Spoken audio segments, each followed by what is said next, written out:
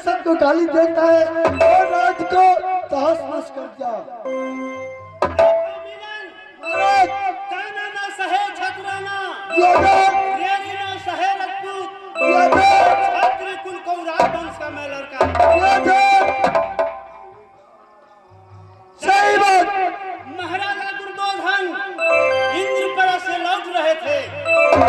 द्रौपदी धराखा पर बैठी हुई थी। महाराजा दुर्योधन धराखा से टकरा गए। द्रौपदी ने बोली अंधा का बेटा अंधा होता है। जब एक सबसे महाभारत की लड़ाई हुई 1700 सेनापति मारा गया। यहाँ बोली में गोली है समझा।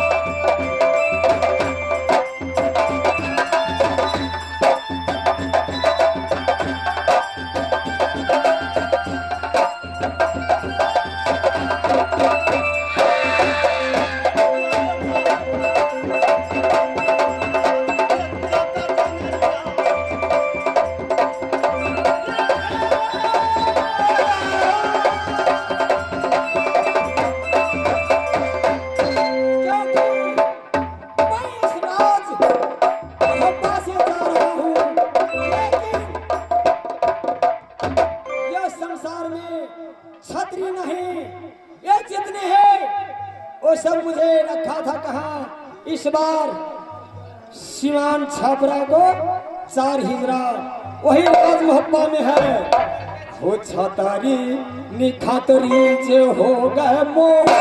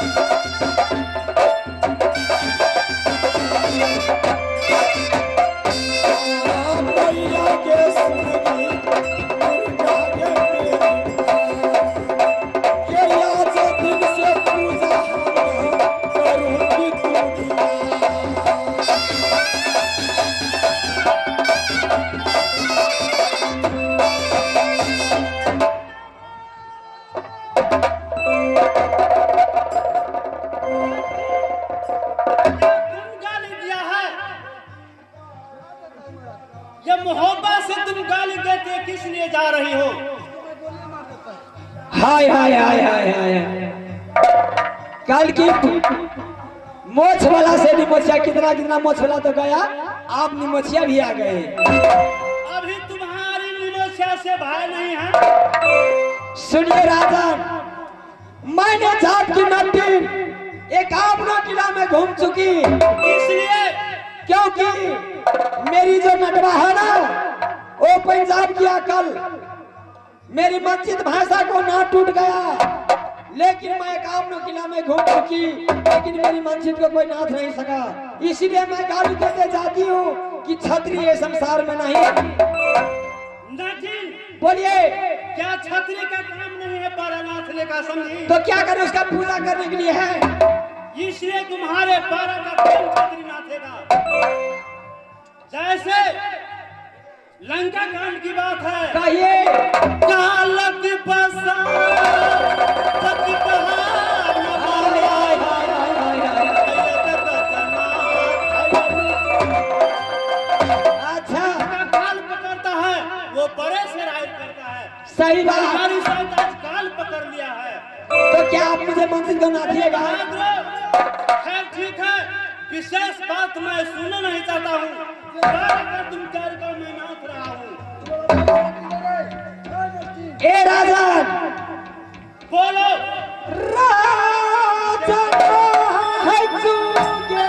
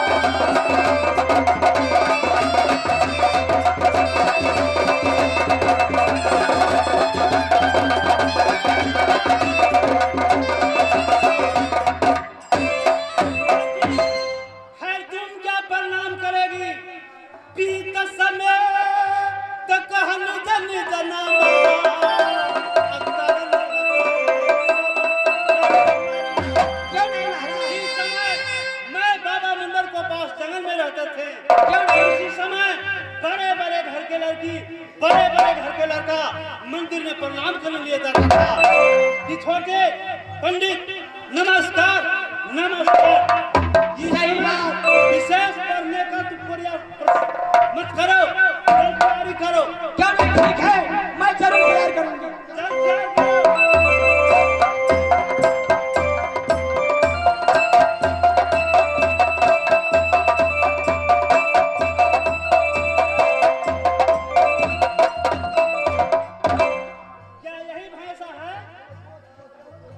क्या नहीं राजन, है ठीक है, बहादुर देगा रखो।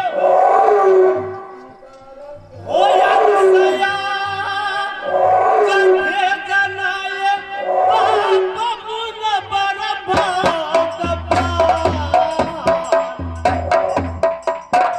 ओ यार सया जंगे जना बाप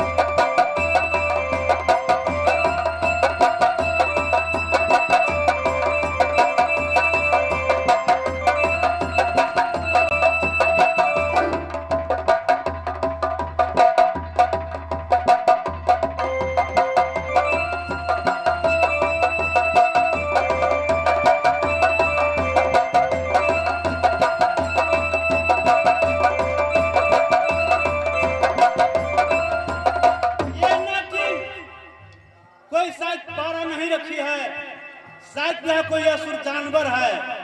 ये राजन सुनिए, ये जानवर नहीं, आप तो देखते हैं ना भैंसी के पारू है, वही है भैंसी के पारू। नाथ ना तो नाथिए, नहीं तो कहे तो मैं चले जाऊंगी। ठीक है, जारी हो जाओ।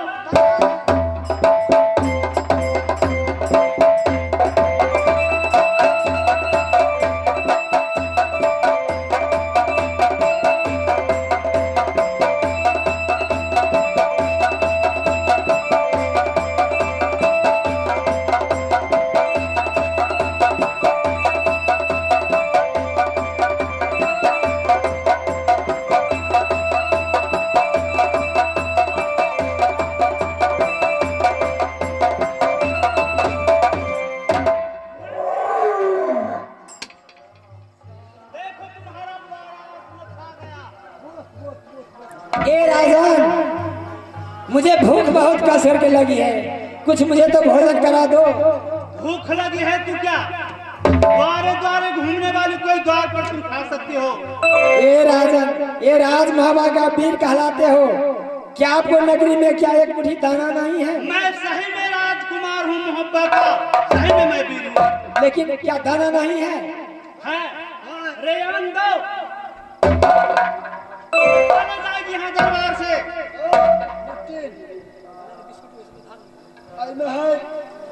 बच्चा बातें खींचने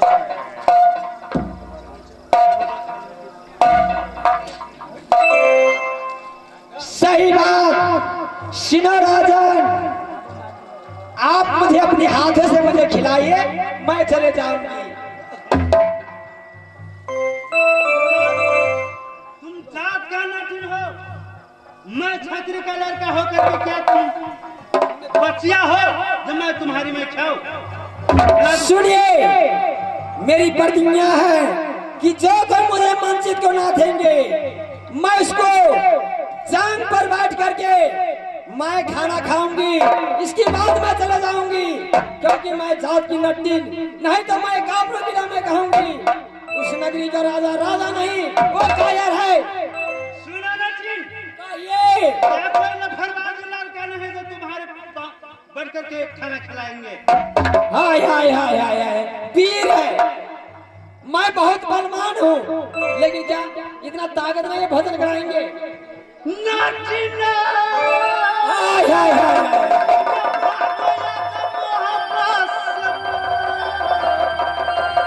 के रूप तुम दिखाने ला जाया।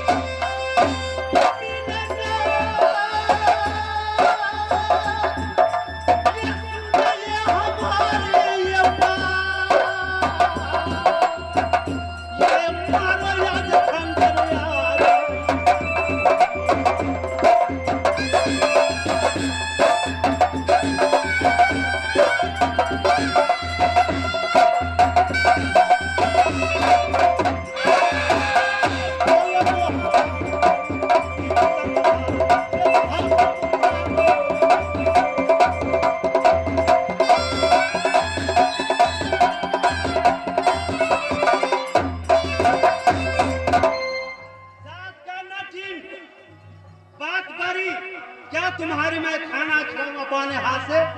चलो मेरे बहादुर, चलो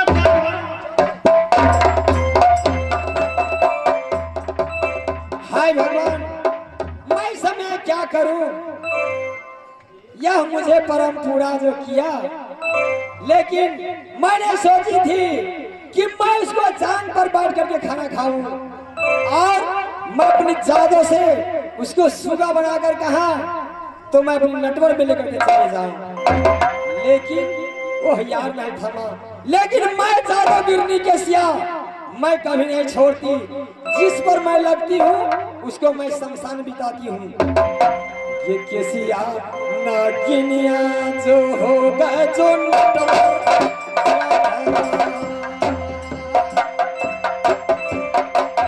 हो सुगा